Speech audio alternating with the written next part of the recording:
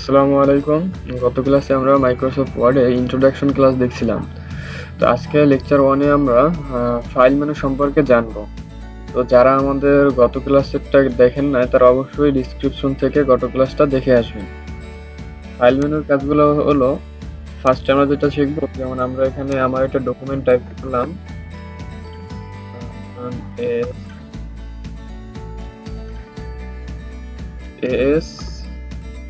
ASCSG space semicolon LKJS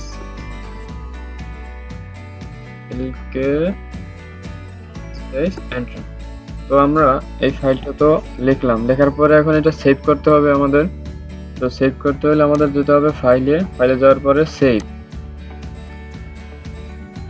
যাওয়ার পরে আমরা নির্দিষ্ট একটা ফোল্ডারে সেভ করব। তো আমরা যে ভুলটা করি সবাই, তারা হলো যে সেভ আসার পরে এখানে ডকুমেন্ট লেখা দেখি এবং ডকুমেন্টে সেভ করি।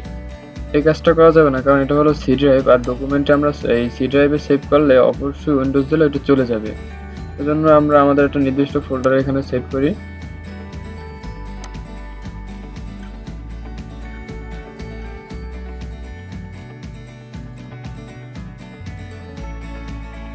অফিস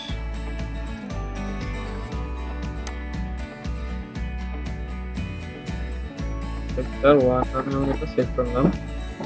আচ্ছা, তো এটা আমার সেভ হয়েছে কিনা এটা কিভাবে বুঝবো? লেকচার 1 এখানে উপরে লেখা আছে, আর এখান থেকে আমি চেক করতে পারবো this PC IT school MS office lecture 1, তার মানে আমার এই ফাইলটা সেভ হয়েছে। আচ্ছা, তো আমরা সেভ করাটা শিখলাম। আচ্ছা, এখন এখানে আরেকটা বিষয় আছে, সেটা হলো সেভ অ্যাজ। সেভ অ্যাজটা কি? সেভ অ্যাজটা হলো কোনো ফাইলকে একাধিক নামে নামকরণ করা। সেটা কিভাবে করে? যেমন আমার এখানে লেকচার 1 নামে ফাইলটা আছে এবং আমি এই সেম ফাইলটা আরেকটু এডিট করে S F enter space POI enter set X VV space enter. এটা লিখছি। এখন এটা আমি সেভ এস করব এবং সেভ এস করব অন্য একটা নামে, হলো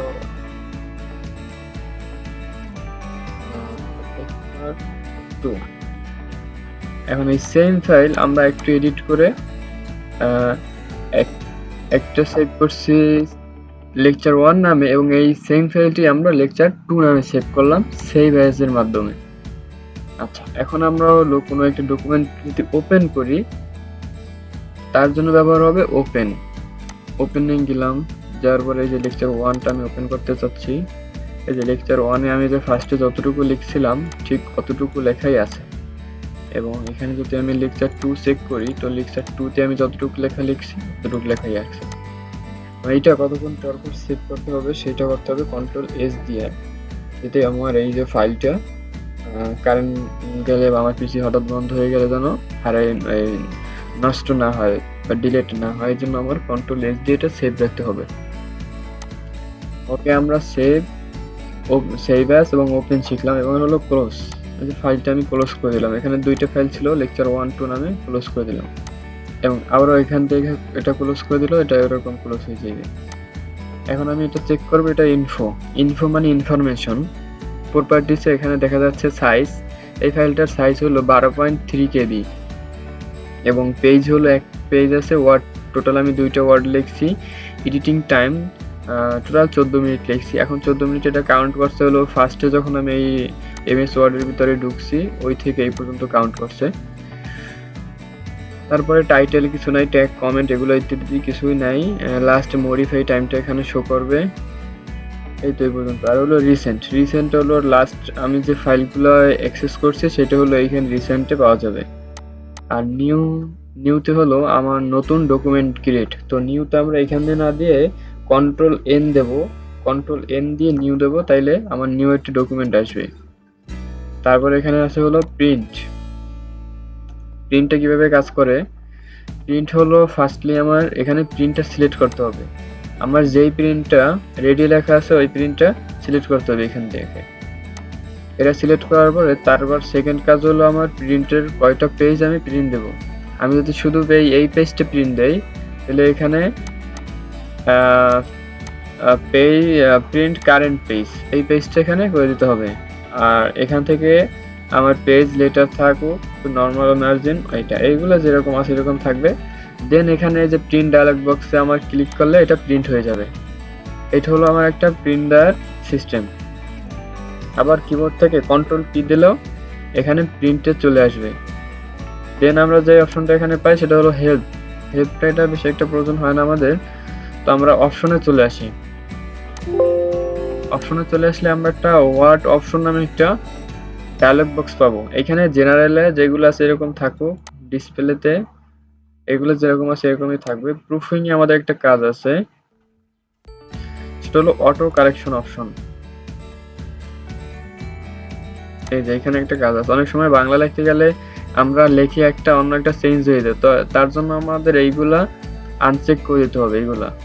আর আমি যদি ইংরেজিতে লিখি এবং আমি যদি চাই যে রিপ্লেস উইথ, যেমন আর এইচ, যদি বড় হাতের আর এইচ লেখা ওঠে, তো এখানে রায়হান আসবে। রায়হান,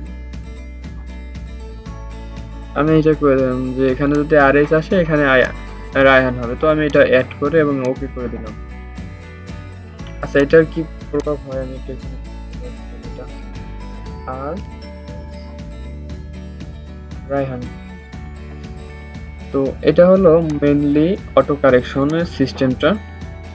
দেন আমাদের আরেকটা বিষয় আছে এখানে সেভ। এখানে আমি যেমন save auto recovery information every 1 minute কেন রাখছি, কারণ আমার আনএক্সপেক্টেড শাটডাউন হইতে পারে বা কোনো একটা সমস্যা হইতে পারে, ওই ক্ষেত্রে ও অটোমেটিক এটা সেভ করবে। সাধারণত ডিফল্ট ভাবে এটা 10 মিনিট দেয়া থাকে, তো আমরা এটা সবাই 1 মিনিট করে নেব। That's it. এতটুকু আমাদের জানলে, ফাইল মেনুর কাজ জানলে আমাদের চলবে। তো আজকের ক্লাস আমাদের এই পর্যন্তই, ফাইল মেনু। নেক্সট ক্লাসে আবার দেখা হবে হোম নিয়ে এবং টাইপিং এর ফার্স্ট ক্লাস নিয়ে।